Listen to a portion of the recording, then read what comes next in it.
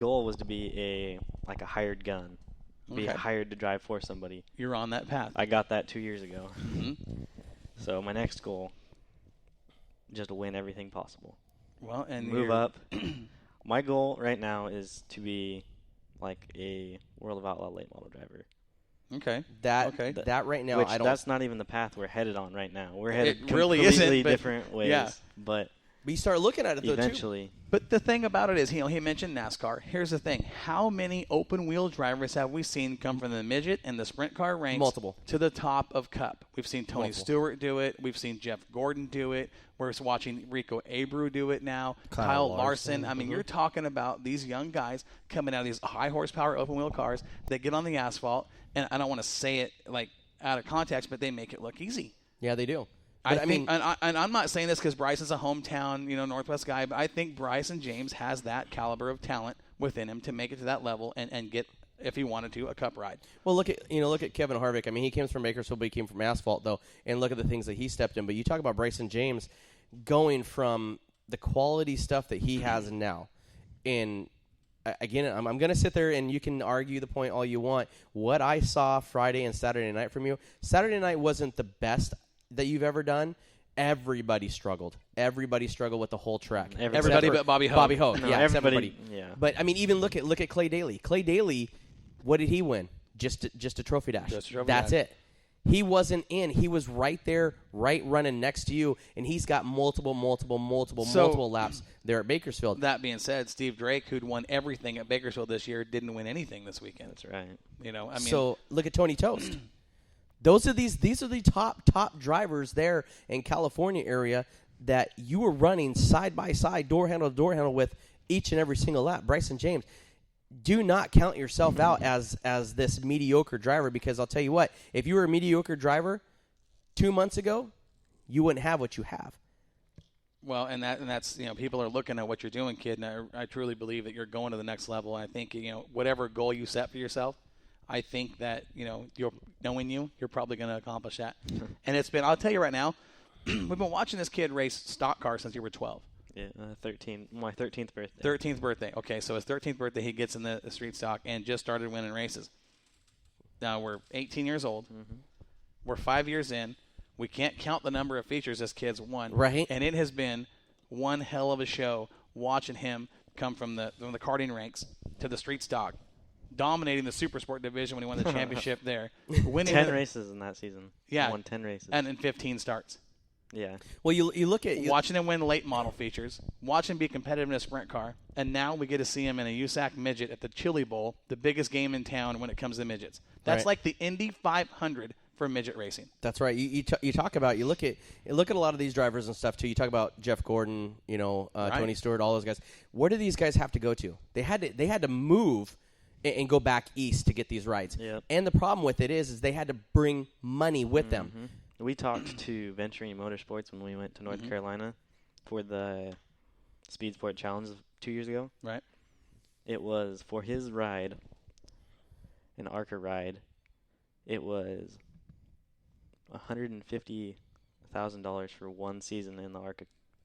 That's just for the car. what That's you not have on to- top of. That's what- not crash damage. Yeah, that's what that's you have to that's bring. just having a car. No, that they do everything else. That's pit crew, everything. Oh, really? But you wreck the car, you paid for it.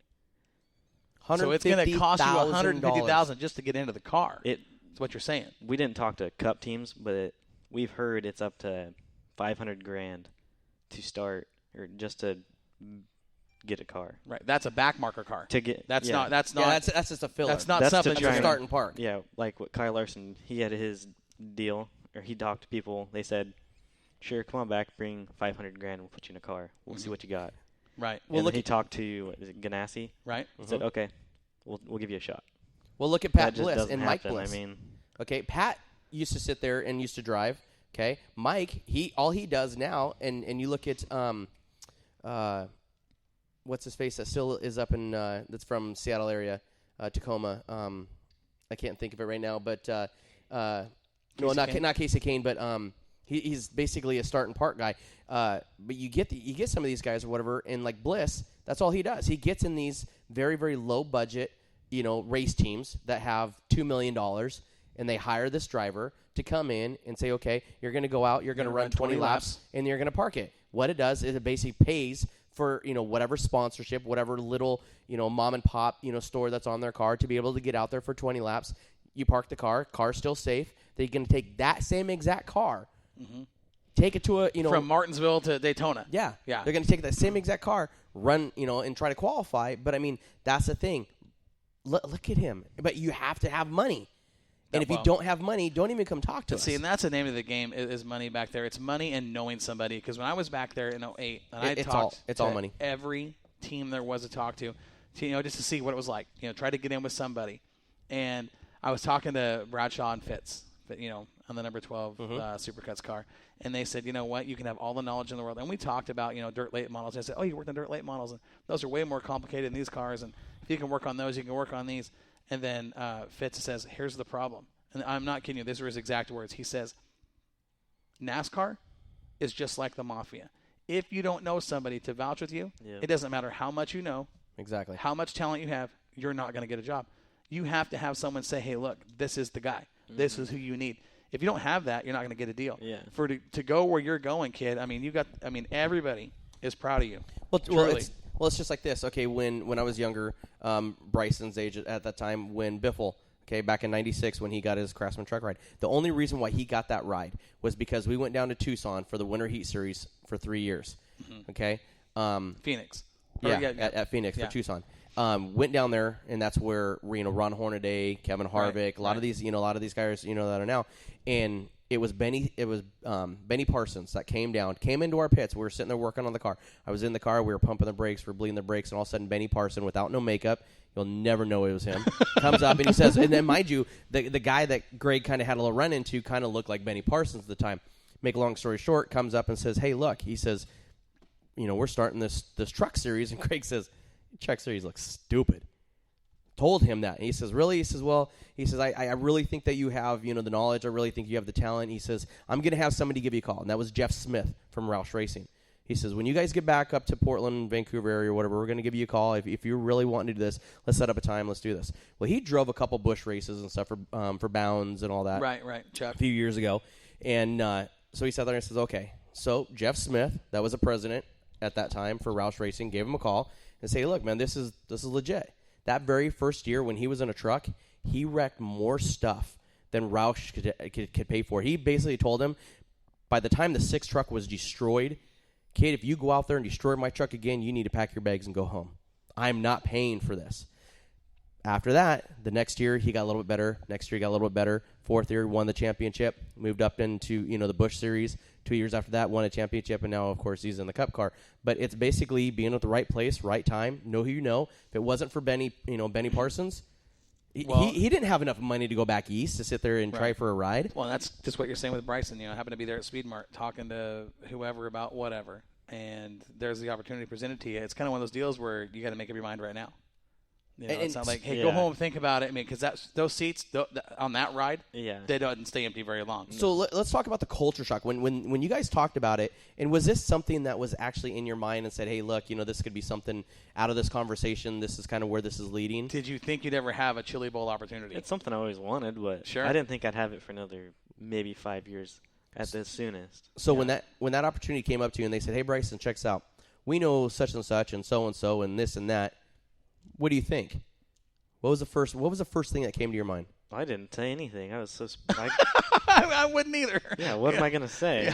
Yeah, he was probably that's awesome. He was probably like me and almost had to walk out that door and take a bathroom break. Yeah. Let me think about it. No. Yeah. So your dad. We said, we'll check the book out. We'll see what's going on. I don't know. So kind of pushed it around. No. Immediately, we got to do this. Did it push around for like 15 seconds and look at your dad and say, my dad kind of cringe and okay. How much is this going to cost me? He said it kind of cringe. Is that what he did? So when they came up and you said, okay, well, how much is this going to cost me? And they said, son, you just show up and you just show up and drive. What was the feeling with that? I mean, what was the feeling, that went through your mind? Well, that's not how it went, but yeah. It's not a sponsorship ride. But it's still a ride. Yeah, it's a ride. It's probably the best I was going to get. Well, so here's the thing. You could have the situation you're in where honestly it's going to cost them a little money to get there and get in the ride. Right. Okay. That or you can go buy a midget and And everything, try. and it's going to cost God, you 10 yeah. times more. So this right here, I mean, you've got the ultimate setup, even if it this is does cost you. This is a built car for the Chili Bowl. Right. So. Even if it does cost you a little bit of money well spent, because you spend a couple thousand or whatever the case may be. We don't need to disclose that kind of money. Right. But whatever that case may be, that money could lead to the next multiple young guy. things. Yeah. Well, look at it here. Trucks, Bush, Cup, whatever it might be. I mean, that's a huge, one of the biggest stepping stones in all of motorsports is going through that USAC rank with the midgets and Chili Bowl alone. We'll put it like this: if you've ever been down to the Chili Bowl, it is a week of intense nonstop. Yeah, and it doesn't. It's not. And I'm not even talking about racing. Right. I'm talking about in the pits. I'm talking about if you guys have ever been to this here. Several years ago, I went down before the Chili Bowl. They had 2 weeks at that time. We ran go-karts down there. Okay, and that's where I won. I almost tried to get an oiled driller. Oil driller, but decided that a motor popping was. I ran this thing just way too damn hard. But anyways, make a long story. This is all about Bryson. You go down there and just the excitement, just the intensity of the people that are around there. Drivers, crews, trailers, everything, because everybody pits inside. Just to be down there and to have that reputation to be down there, even to be part of the 300, you've made something. So this is how big the Chili Bowl, and I didn't know this until I was talking to Bryson. The event itself has gotten so big that you literally cannot buy a ticket to go to the. It's sold It's out. It's 2 years. Sold It's 2 years out. The only way to get in to watch the Chili Bowl is to buy a pit pass, and then you can hope to see some track action, or you got to watch on the big screens if they're in the pits. That's right. I mean, this thing has gotten that big. 20 years ago, 10 years ago, it was a big race. It was a big race. Yeah. Now it's 15,000 people. That's crew, trailers, fans, and all that type of stuff. Now it's close to 20,000 fans. Not talking about crew members. Right. It's probably, and like Bryson said when we were talking about this deal, when he told me that he had this deal, all said and done, probably the biggest race in the country. Yep. Or absolutely. on that, yeah. Absolutely. Or when it comes to midget racing, when it comes to I think any kind of motorsports, when it the comes to talent dirt that you racing, that's right. Because everybody's off. You got the top guys. You're talking about Rico, and you're talking about Carl Larson's going to be there. I mean, hell, you've raced against Carl Larson in the cage carts. Yeah, I raced with him at Cycleland. Yeah, a couple months ago. So how was that? It didn't go very well. Let's not talk about that then. Yeah, so anyways, we had a but very bad weekend. We made probably 12 laps, and I raced for 4 nights. Well, and so let's go back to the year before when you had to come out of the F main and you missed the feature by one car. That was at Red Bluff. That was the Red Bluff Nationals. Okay, the Red Bluff Nationals. When you come I out was of the the F? second slowest car in qualifying. And so was it the F main? Yeah. Wow. Had to transfer out of the F. G. E. C. No. Oh, D.